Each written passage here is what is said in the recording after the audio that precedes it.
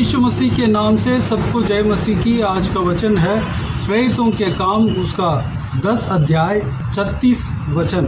जो वचन उसने इज़राइलियों के पास भेजा जब उसने यीशु मसीह के द्वारा जो सबका प्रभु है शांति का सुसमाचार सुनाया।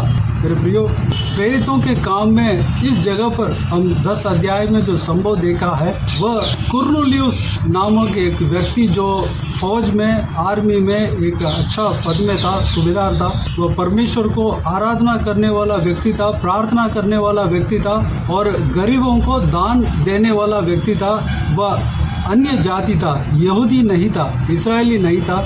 उनका प्रार्थना को परमेश्वर ने सुना, उनका जो दान जो कुछ भी वो भलाई का काम किया उसको स्मरण किया और उनको और अच्छे से सत्य की बातें समझने के लिए पतरस, जो कि प्रभु यीशु मसीह का चेला और प्रेरित भी कहलाता है, जो कि प्रभु यीशु मसीह का सुसमाचार को सुनाया करता था, उनको परमेश्वर दर्शन के द्वारा और उनके स्वर्गदूतों के द्वारा समझाया और कुरनेलियुस का घर में भेजा।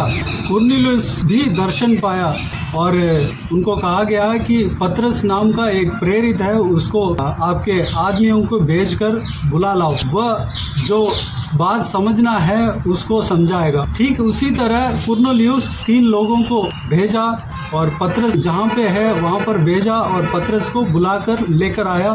तब तक कुरनेलियुस नाम का जो अधिकारी, जो सूबेदार, वह अपना कुटुंबियों के साथ और अपना रिश्तेदारों के साथ अपना घर में प्रार्थना के लिए तैयार रहा, परमेश्वर का वचन सुनने के लिए तैयार रहा। मेरे प्रियो, कुरनेलियुस जिस तरह उसने किया हमारे जीवन में भी वैसे हम करना चाहिए। उनके अंदर जो चाहत था हमारे अंदर भी होना चाहिए। कुरनेलियुस को बताया गया कि पतरस को लेकर आओ और उनके द्वारा क्या करना है, क्या विषय है वो समझाया जाएगा।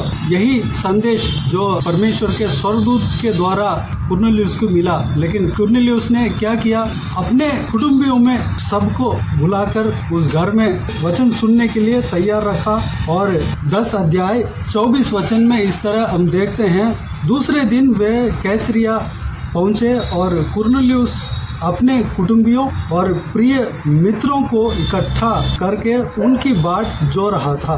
परमेश्वर का वचन को सुनने के लिए अपने कुटुंबियों के साथ, अपने फैमिली में जो कोई भी है उन सबको तैयार किया और अपने मित्रों को भी तैयार किया, अपने घर में इंतज़ार कराया, तैयार कराया। मेरे प्रियो, हम भी कुरनेलियुस की तरह हमको वचन सुनना है। परमेश्वर का वचन को सुनने के लिए हम सबसे पहले तैयार होना है। हमारे साथ साथ हमारे कुटुंब में हर एक जन को तैयार करना है, हर एक जन को उस परमेश्वर का सुसमाचार को सुनाने के लिए, सुनने के लिए उन्हें भी तैयार करना है और अपने मित्रों को, जो कोई भी जन को बुला सकता है, उनको बुलाकर उन्हें भी सुसमाचार सुनाने के लिए व्यवस्था करना है। अगर हम ऐसा करते हैं तो कई सारे जीवन नरक से बच सकता है। अगर कोई पासवान को आप अपने घर में बुलाते हैं परमेश्वर का संदेश देने के लिए या प्रार्थना आयोजन करते हैं, तो हम अपने कुटुंबियों में हर एक जन को वहाँ पर मौजूद होने के लिए अरेंज करना है, मौजूद कराना है। प्लस हमारे मित्र, हमारा जो कोई भी जन जो अड़ोस पड़ोस में है या रिश्तेदार में है, जो कोई भी है, उन सभी को, जितना लोगों को बुला सकता है उनको बुलाकर अपने घर में इकट्ठा कराना है और सुसमाचार सुनाने के लिए उनको भी तैयार कराना है। अगर ऐसा हम करते हैं तो हम कई सारे लोगों का जान को हम बचा सकते हैं, नरक से हमें उनका जीवन को बचा सकते हैं, स्वर्ग राज्य में उन्हें भी प्रवेश करा सकते हैं। अगर हम ऐसा करते हैं तो हमें परमेश्वर आशीष देगा। हमारे नाम पर, हमारे द्वारा कई सारे लोग बचेंगे, उसका रिवार्ड, उसका प्रत्युत्तर, उसका गिफ्ट, उसका आशीष हमें जरूर मिलेगा इस संसार में और स्वर्ग में हमें जरूर मिलेगा। दूसरा चीज, पतरस वहां पर आने के बाद शांति का सुसमाचार सुनाया। पतरस यानी कि प्रभु यीशु मसीह के विषय में सुनाया।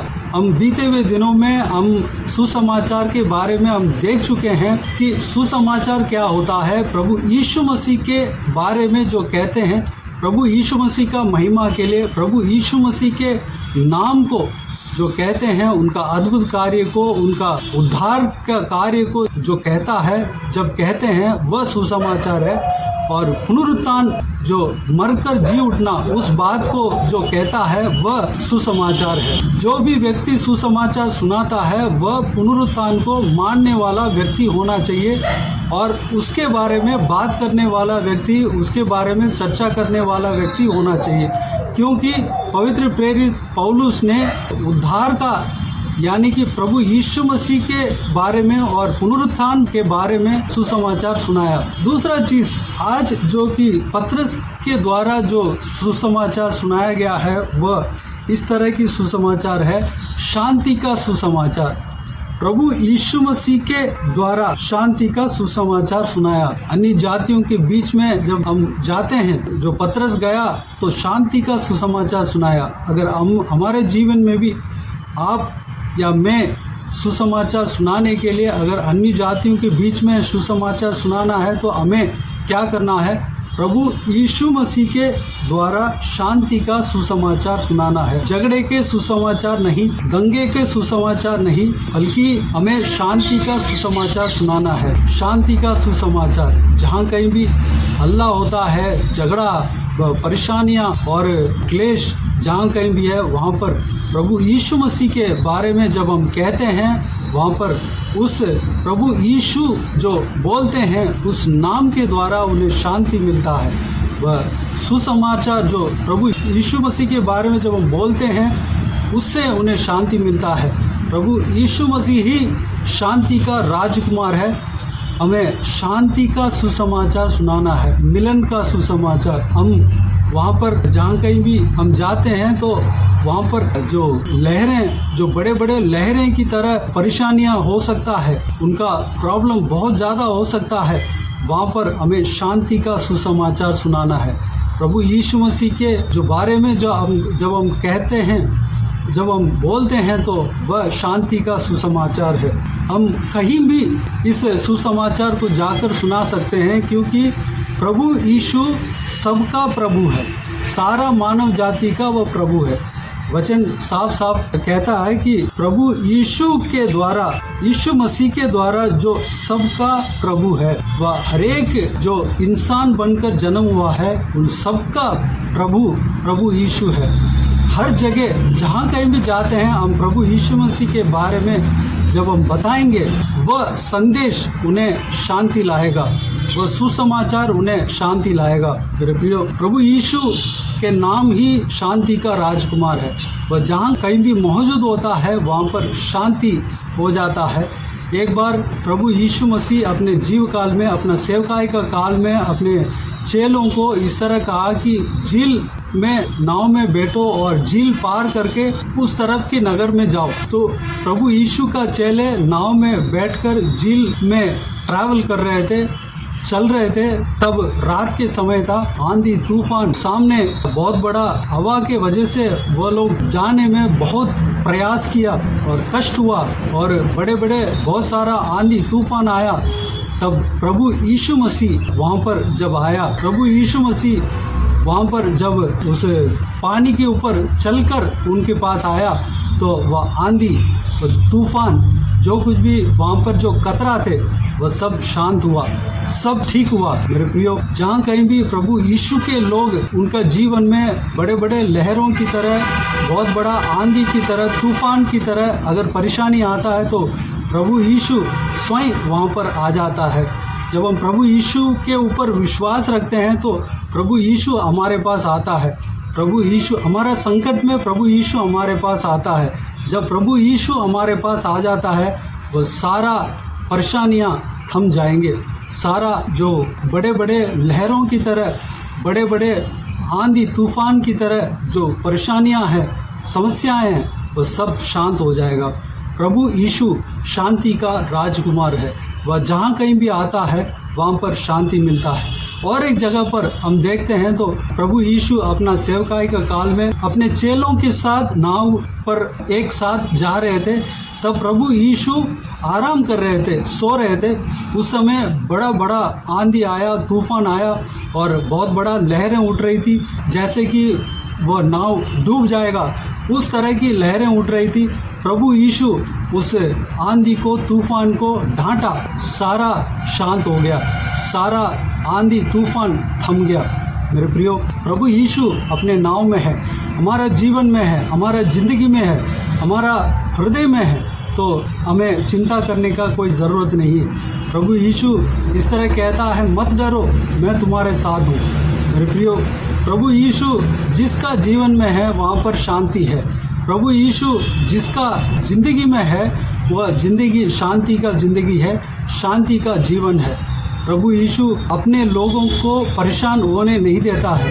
अगर परेशानी है, बड़े बड़े लहरों की तरह अगर परेशानी आता है तो प्रभु यीशु आकर उस परेशानी को डांटता है, उस संकट को डांटता है, मुसीबत को डांटता है, वह थम जाता है, वह सब कुछ ठीक हो जाता है। मेरे प्रियो, प्रभु यीशु मसीह के ऊपर जब हम विश्वास रखते हैं, प्रभु यीशु हमारे जीवन में आता है, हमारे जीवन में शांति मिलता है। जहाँ कहीं भी प्रभु यीशु है वहाँ पर शांति है, क्योंकि वह शांति का राजकुमार है।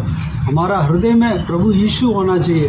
हमारे हृदय में प्रभु यीशु है तो हमारा हृदय, हमारा जीवन शांति होगा, क्योंकि शांति का राजकुमार हमारा हृदय में है। मेरे प्रियो, और एक बात मैं कहना चाहूँगा, जब प्रभु यीशु क्रूस पर मरकर जिंदा होने के बाद जो अपने चेलों को जो डरे हुए थे, यहूदियों के डर के मारे एक कमरे में छिपे हुए थे, उनको उनके पास आया और उन्हें कहा, तुम्हें शांति मिले। मेरे प्रियो, प्रभु यीशु जिस तरह शांति के बारे में कहा वहाँ पर शांति छा गया होगा, क्योंकि प्रभु यीशु जो कुछ भी बोलता है वह होता है। हमारे जीवन में हम अगर डरे हुए हैं, हमारा ज़िंदगी में हम घबरा रहे हैं, लोगों के ऊपर हमारे अंदर भय है, तो प्रभु यीशु आज अब उनके वचनों के द्वारा कहता है कि तुम्हें शांति मिले। मेरे प्रियो, प्रभु यीशु को स्वागत करें। अगर आपके जीवन में प्रभु यीशु को अभी तक स्वीकार नहीं किया है, स्वीकार करें। प्रभु यीशु के लिए अपना हृदय को खोलें, प्रभु यीशु को स्वागत करें। अगर आपका जीवन में प्रभु यीशु आया तो आपका जीवन में शांति मिलता है। अगर आपके परेशानी, मुसीबत बड़े बड़े लहरों की तरह, बहुत बड़ा तूफान की तरह, आंधी की तरह अगर उठा हो, तो प्रभु यीशु आपके जीवन में हो तो वो सारा आंधी तूफान थम जाएगा। प्रभु यीशु मसीह के ऊपर विश्वास रखिए, वह सारा परेशानियों को आपके जीवन से दूर करेगा। मेरे प्रियो, आइए हम इस बहुमूल्य वचन के लिए परमेश्वर को धन्यवाद दें। अगर आप प्रभु यीशु को स्वीकार कर चुके हैं तो आपको डरने का कोई ज़रूरत नहीं है, क्योंकि प्रभु यीशु आपके साथ है। किसी भी चीज़ के लिए डरने का कोई ज़रूरत नहीं है, क्योंकि शांतिदाता, मुक्तिदाता आपके साथ है। शांति का राजकुमार आपके साथ है। आपके खिलाफ कोई भी आंधी तूफान आने नहीं देगा। अगर आंधी तूफान भी आ जाए तो वह स्वयं आपके पास आएंगे और सारा आंधी को, तूफान को ढाटेगा, वो थम जाएगा। या जो वह हमारा जीवन में जब आएगा वह स्वयं आ जाएगा। जब वह आते ही आंधी तूफान सब थम जाएगा, सब शांत हो जाएगा। उस शांति का राजकुमार को हम धन्यवाद दें, स्तुति करें, आराधना करें, महिमा करें। हम विश्वास के साथ रहें और आत्मिक जीवन में, विश्वास के जीवन में आगे बढ़ें। आइए हम प्रार्थना में जाएं। स्वर्गीय पिता, दयालु परमेश्वर, आपको धन्यवाद देता हूं। आज का इस बहुमूल्य वचन के लिए आपको धन्यवाद देता हूं परमेश्वर। बीते हुए दिनों में हमें संभाला, बचाया, सुरक्षित रखा, आपको धन्यवाद देता हूं। आज के इस बहुमूल्य वचन के द्वारा हमने जो कुछ भी सीखा है परमेश्वर, उस सारे बातों के लिए आपको धन्यवाद देता हूं परमेश्वर। पिता, कुरनेलियुस की तरह पिता, हम परमेश्वर सुसमाचार जब सुनते हैं पिताजी, हम खाली परमेश्वर सिर्फ हम ही नहीं, हमारे घरानों को और हमारे मित्रों को, हमारे जो कोई भी जान पहचान है, रिश्तेदार है, उन सभी को तैयार कराने पाएँ, आपका सुसमाचार सुनाने के लिए तैयार कराने पाएँ। उन सबका परमेश्वर बचाव के लिए हम रास्ता खोलने पाएँ परमेश्वर। पिताजी अगर हम कुरनेलियुस की तरह हम दूसरों का उद्धार के लिए हम रास्ता बनाते हैं, द्वार खोलते हैं, तो परमेश्वर हम आशीष पाते हैं पिता। कुरनेलियुस की तरह पिता हम प्रार्थना करने वाला बनने पाएँ और जो कुछ भी सुसमाचार सुनाने का जो आपका प्रेयर मीटिंग होता है परमेश्वर, या अपने घर में प्रार्थना का सभा रखते हैं, तो वहाँ पर हम जो कोई भी हमारा जान पहचान का है, हमारा रिश्तेदार है, हमारा अड़ोस पड़ोस की लोग है, हमारा मित्र है, हमारा घर में हर एक जन है, सबको तैयार करने पाए, सबको बुलाकर उस सुसमाचार को उनको भी सुनवाने के लिए परमेश्वर हम आयोजन करने पाए पिता। अनुग्रह देना पिता। अगर हम ऐसा करते हैं तो बहुत सारे जन बच सकते हैं, बहुत सारे जन आपके अनंत जीवन में प्रवेश हो सकते हैं, नरक से बहुत सारे जन बच सकते हैं परमेश्वर। हमसे जितना हो सकता है दूसरों को हम बचाने पाएँ परमेश्वर। आपका सुसमाचार को वह लोग सुनने के लिए हम परमेश्वर एक ज़रिया बनने पाएँ पिता। अनुग्रह देना पिताजी। हम अगर सुसमाचार सुनाते हैं पिता, आपके नाम के द्वारा सुसमाचार सुनाने पाएँ। शांति दाता आप हो परमेश्वर, मुक्ति दाता आप हो पिता परमेश्वर। आपके द्वारा हम शांति का सुसमाचार सुनाने पाएँ परमेश्वर।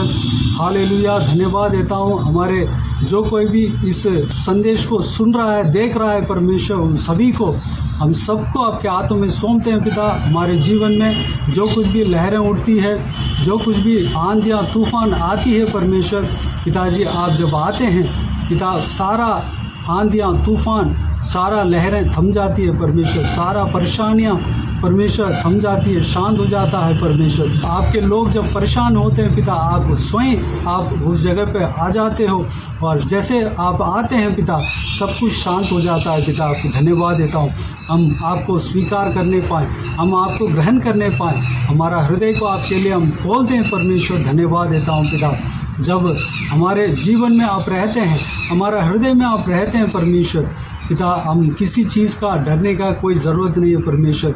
हमारा सारा डर घबराहट जो आप जब नाव में आपके चेले लोग घबरा रहे थे, बड़े बड़े लहरों को देखकर घबरा रहे थे परमेश्वर, उस तरह की घबराहट हमारे अंदर नहीं होने देना परमेश्वर। धन्यवाद देता हूँ पिता। पतरस जिस तरह घबराया उस तरह हम नहीं घबराने पाए परमेश्वर। अनुग्रह देना, क्योंकि हमारा नाव में आप हो, हमारा जीवन में आप हो, हमारा हृदय में आप हो परमेश्वर। हम विश्वास के साथ हम आगे बढ़ने पाए पिता। अनुग्रह देना पिता। जो कुछ भी बड़े बड़े लहरों की तरह, तूफान की तरह परेशानियां आ जाए परमेश्वर, आप जब डांटते हैं परमेश्वर, तब सारा कुछ शांत हो जाता है परमेश्वर पिता। हमें भी वह अधिकार आपने दिया है। विश्वास के साथ आपके नाम से हम डांटते हैं तो सब कुछ शांत हो जाएगा परमेश्वर। धन्यवाद देता हूँ पिता। हमारा हृदय में आप बसना परमेश्वर, हम आपके लिए हमारा हृदय को खोलते हैं परमेश्वर। धन्यवाद। सभी को जीवन में कार्य करना, सबके परेशानियों को शांत कराना परमेश्वर, सभी को आशीष देना, संभालना परमेश्वर, सबको सुरक्षित रखना, किसी को भी कोई भी कमी गति ना होने देना परमेश्वर।